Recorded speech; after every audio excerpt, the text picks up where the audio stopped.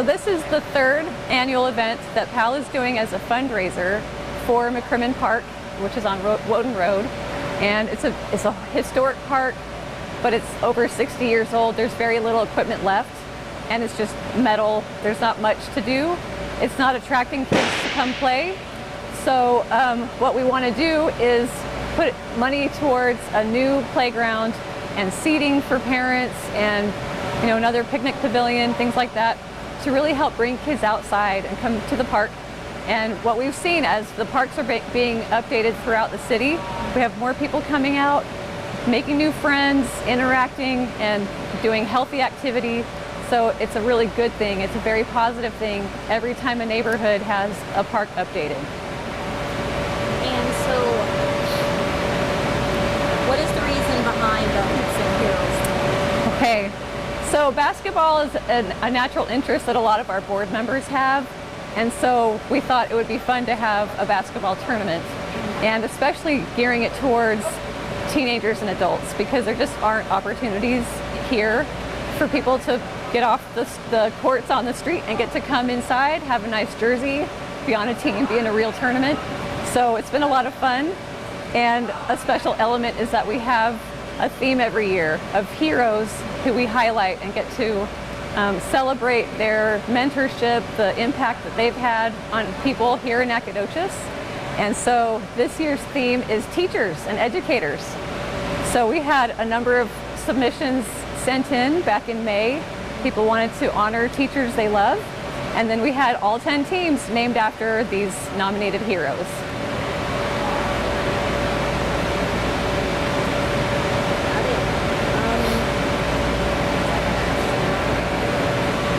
I can talk about the bond. Yeah. Okay. So coming up this fall will be an opportunity for the public to vote on a bond. And the bond is important to us, the Parks Advocacy League, because it has a portion that's designated to benefit our city parks. And the park we're working on specifically, McCrimmon Park, is going to be on that bond. So voting yes for the bond helps us complete the fundraising to put in this wonderful playground and make that park really wonderful for the kids who live walking distance, for anybody in the city to drive in and have fun there. Okay, and is McCrimmon Park, is that like a popular park for a lot of families? Mm-hmm. So there is a good, strong history there at McCrimmon Park, because Carpenter Elementary School used to be just up the street. And so people have memories, my age, people in their 40s have memories as elementary students walking down the street, cutting across the path into the back of the park to come have their school picnics. There are church picnics there, NAACP has events there. It's a special park. It's got a long history. Okay. And how has the city been working with you guys on getting the park improved? So the city has been a wonderful partner. I think that we've had a great relationship for 9 years now that we've been advocating for the city parks. It's been a big job for us as volunteers. We're a 501c3 nonprofit. We don't keep any money for ourselves. It all goes into the projects that we do. And so it's been a wonderful thing to work with the city and learn from them how fundraising needs to go and how to get new things installed. There's a whole process that we've had to learn. But they've been very supportive of us. Let's see.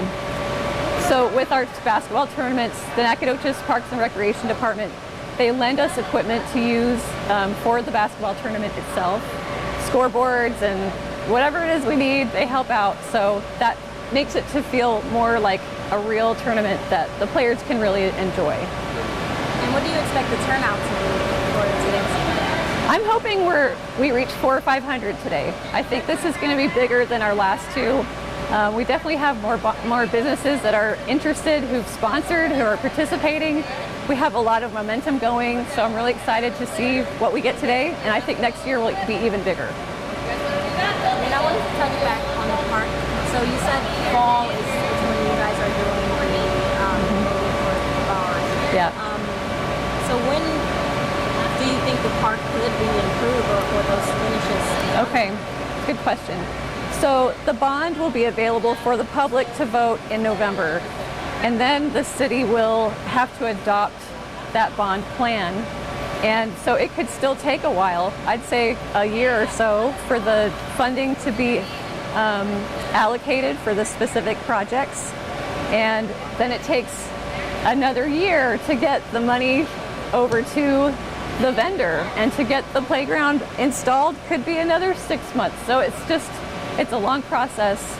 So probably it might be about 2 more years before we actually get to play on it. And is there anything else you'd like to add that I may have not? Okay, let me think.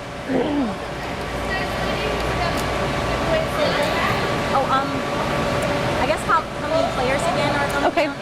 so there are 10 teams. Each team has 4 players. It's a 3-on-3 tournament with an alternate. And so this morning we have all the preliminary games to get their seed on the bracket. In the afternoon, then we have the actual tournament, which is single elimination. So there are 40 players, and they're just, people from the community, people who grew up here and traveled in just for this.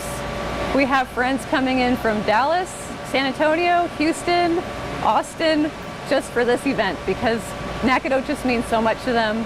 This tournament means so much to them, and getting this park updated is a priority for them. I'm trying to think, there was something else that came to my mind. Oh, what was I going to say? Oh, something that I've really appreciated in my 9 years as a nonprofit volunteer is just seeing how the community comes together. And when people see the value of a cause and they want to get involved, then you start to see these really special connections being made by individuals, by businesses, by volunteers, by just different organizations. And that to me has been a really special part, to see everyone just come together, become unified on something that will benefit other people and benefit each other. So it's been a great experience.